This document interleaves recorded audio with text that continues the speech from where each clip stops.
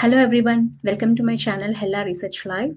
In today's podcast, we have our guest named Charan who did his masters in Department of Biotechnology from Amrita University.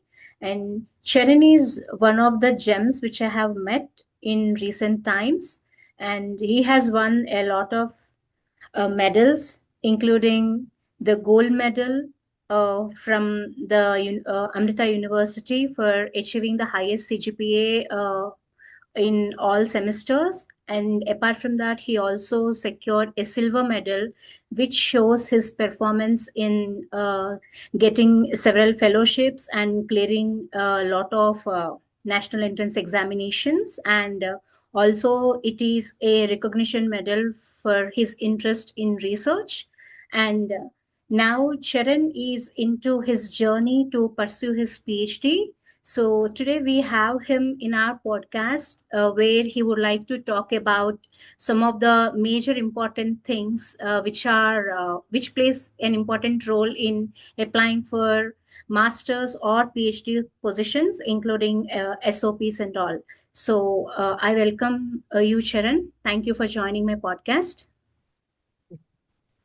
Thank you so much, Dr. Kaushalya, for inviting me for this interactive session, I must say. And first of all, hats off to you for starting this platform, which is really helping a lot of people to meet people like me and share insights on how to crack different programs like the ones which I have did previously.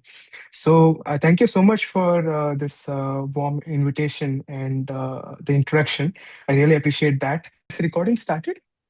Okay. Yeah. Yeah, thank you so much for the invitation, Dr. Kaushalya. Okay, let me just introduce myself quickly in just a few lines. Myself, Sharon, I'm coming from Visakhapatnam, Andhra Pradesh, and I recently graduated from my master's program at Amrita School of Biotechnology, where I majored in biotechnology as well. And I also finished my bachelor's in the same stream, that is biotech, followed by a master's. And now I'm also applying for various PhD programs abroad. So over the past few years, apart from my academics, I was also quite interested in entrepreneurship and all those things, and established two startups, which are going on quite good as of now, I believe. Um, and yeah, so it was a very fulfilling journey, I must say. Whatever I have been doing, despite of a lot of challenges in this particular field of science, I feel I'm doing good job. um, yeah. So, coming to the point, today I'm here to guide people basically on how to crack, fellowships or national, international fellowships. What are the different research opportunities which are there for students, who are just early in their career, starting their bachelor's program or master's program, or anyone who is willing to go abroad for doing research, or in-house in inside India as well.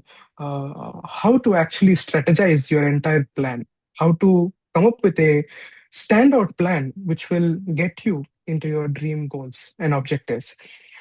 So, this marks my 28th talk mentoring the same topic. So I believe I can talk pretty well about this particular topic. So I professionally started my mentorship back in 2021, where I started with a very small batch of two students, and now they both are my business partners as well.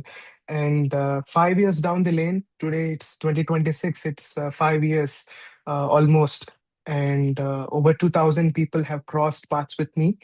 And in this 2,000 people, around 1,000 people I have mentored in various aspects, like to get fellowships and all those things.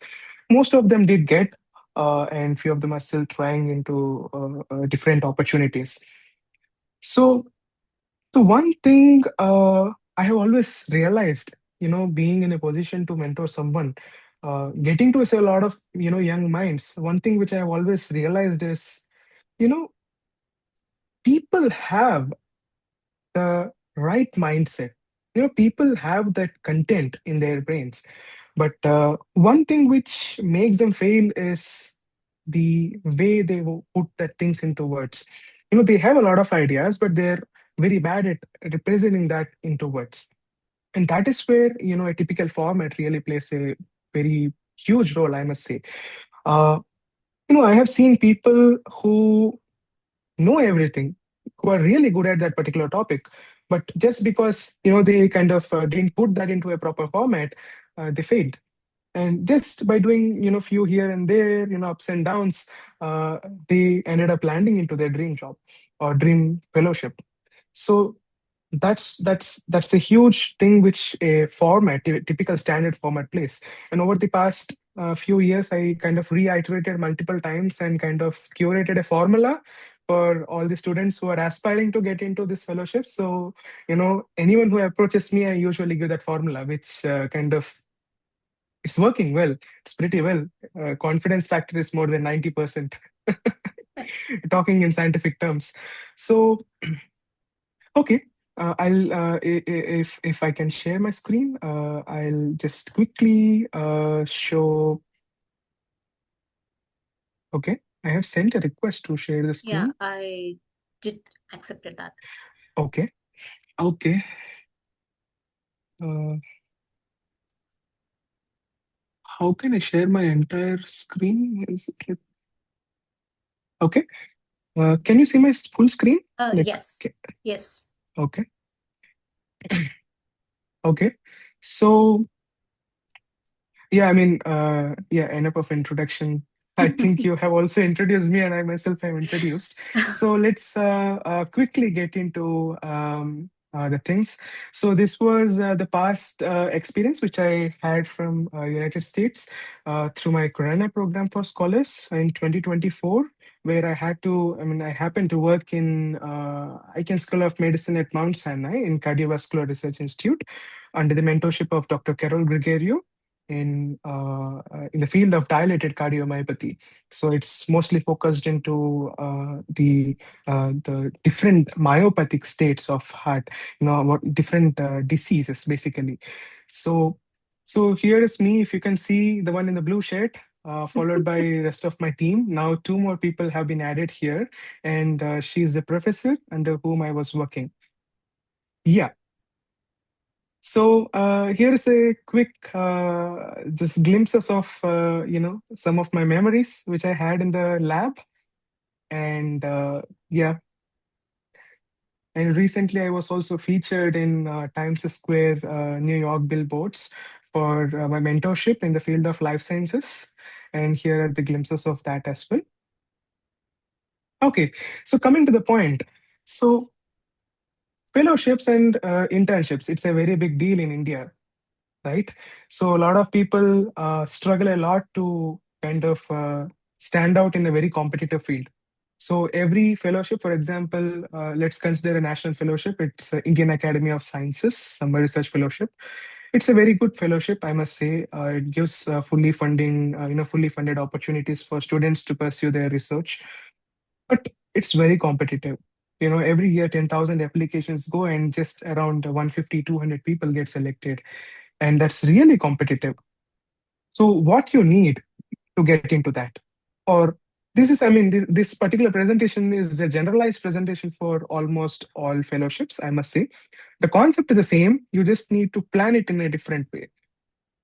So coming to the first thing, statement of purpose. So statement of purpose typically means what is your purpose. That is the first thing. So before you start on something, you need to have clarity on thought, like what you want to do. What is your future goal, right? And where do you see yourself in next 5 years? So these things should be very clear when you start something, right? So for example, if you are applying for this fellowship, you should have a clarity on what is the problem statement, right? So there are 10,000 problems around you. I mean, everything is a problem in today's world, but why you want to prove or why you want to solve that specific problem which you are interested in. So everyone will have a dream, right? So maybe in my childhood I was like thinking, okay, I will kind of find a cure for a typical disease. Maybe someone wants to cure cancer. So why you want to cure cancer, what is the rationale behind it. So you should know the rationale basically. So that forms the foundation or basis for everything else which you will be doing. So starting with statement of purpose, it's a small document, I must say. It's a written document, or a 500 words maximum document. So which typically talks about a lot of things. So nowadays, maybe 20 years back, nobody knows what is a statement of purpose. Nobody used to ask what is a state, please submit an SOP for this. But these days, this is kind of trending. Every position, every PhD position, every fellowship, every research opportunity is asking for a SOP. So what is SOP? SOP typically conveys what is your purpose and what are your relevant skill sets. What is your involvement in the given field? If you're saying you're interested in cancer, what did you do in cancer? Basically, you need to address all these questions and why you want to apply for this program. That's very important. So you are applying for Corona Fellowship.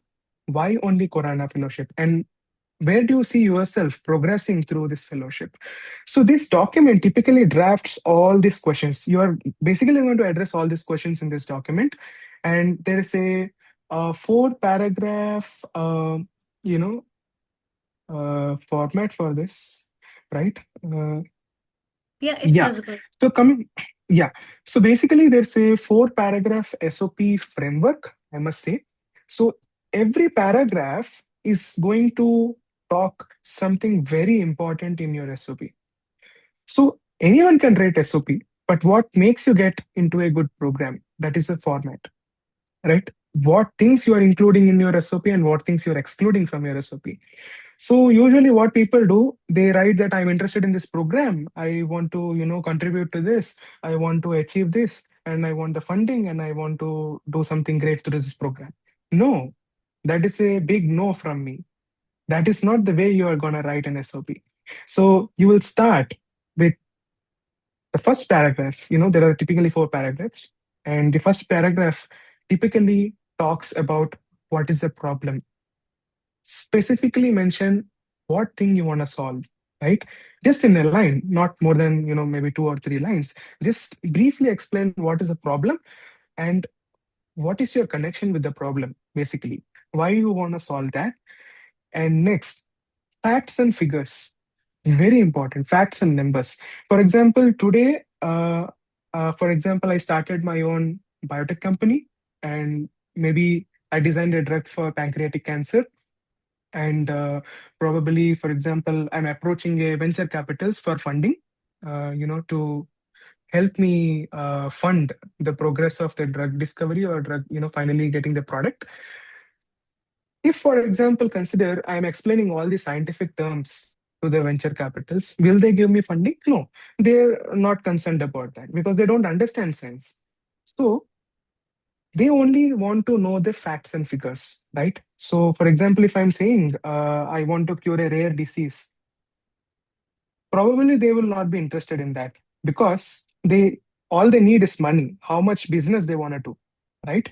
So that is the main reason why today's pharma industry is not going behind a lot of antibiotics discovery, because you take an antibiotic, the disease is cured in a week or so, so the patient doesn't buy that drug anymore. So the money factor is not there. And for example, diabetes, right? Once you start taking a drug, you are going to take that for rest of your life. So they're going to generate a lot of money from that, so they're interested in investing in that. So for you need to keep in mind that whatever SOP you are writing, keep in mind that you are going to convey that considering the fact that the reviewer is a layman. Okay, so you need to explain in such a way. Don't put a lot of complex terms. Complex terms will reduce the readability of your SOP. So you need to write in such a way that even a non-science person, for that matter, who is reviewing the application should be able to understand what you're trying to convey. So typically, your first paragraph should convey what is the problem, what is the connection to you with the problem, like maybe childhood motivation or some personal motivation, and followed by facts and numbers. What is the population size affected by that particular disease state or something, and where do you see this particular thing progressing, right? What is the current cure for that, or maybe there is no cure for that, and how much is the scope. So all these relevant details will be there in your first paragraph.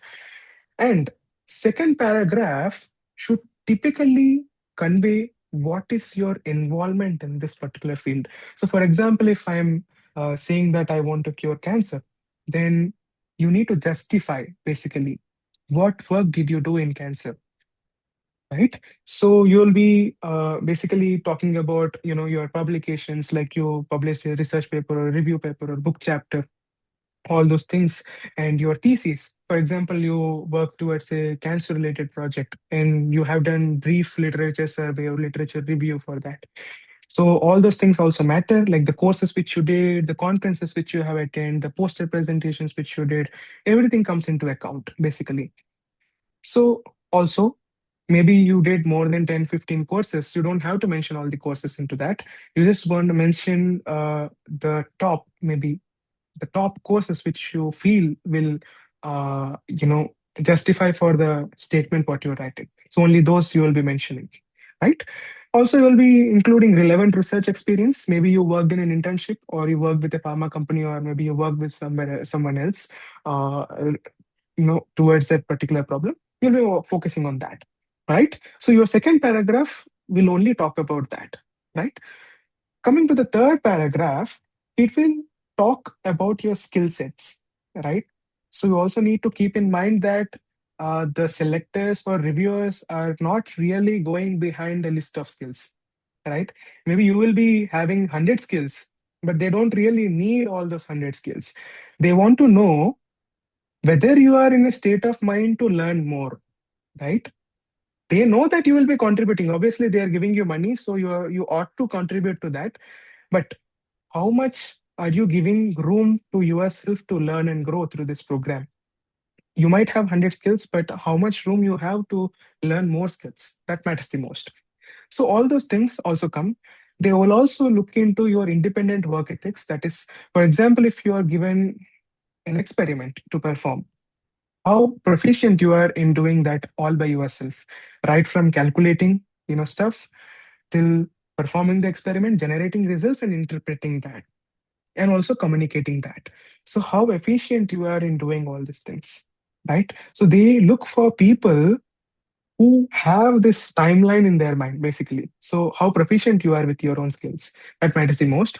And one more thing, how confident you are that your current skill sets will help you to survive in that lab, basically survive in that particular position.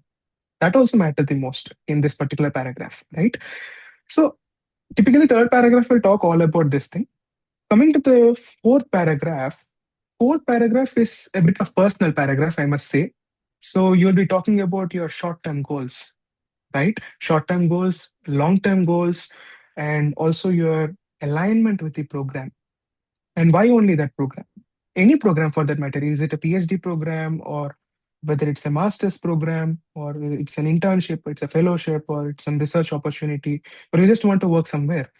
So why you want to do that? So that particular clarity should be there in your last paragraph.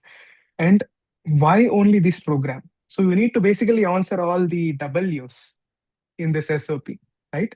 So you will be talking about how this particular program will help you achieve your short term and long term goals, right, by means of this program.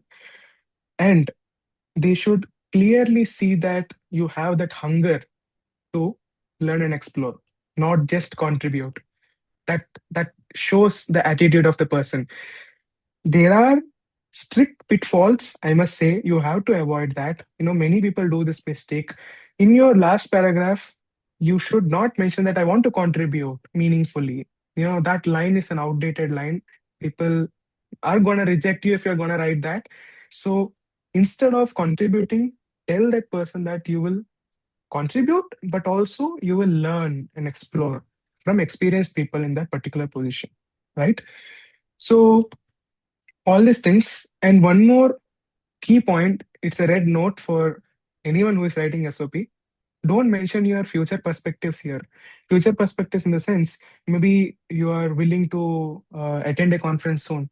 Don't write that here, I'm going to attend this particular conference soon. So that should not be included in your second paragraph. Don't say anything which is in future. Only talk about what you did, what is evident already, right? Already you have contributed. Only that thing should be written here, because there the trust factor comes in. What if after they select you, you didn't appear at conference, right?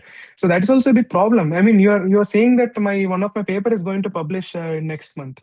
What if that paper is getting rejected, right?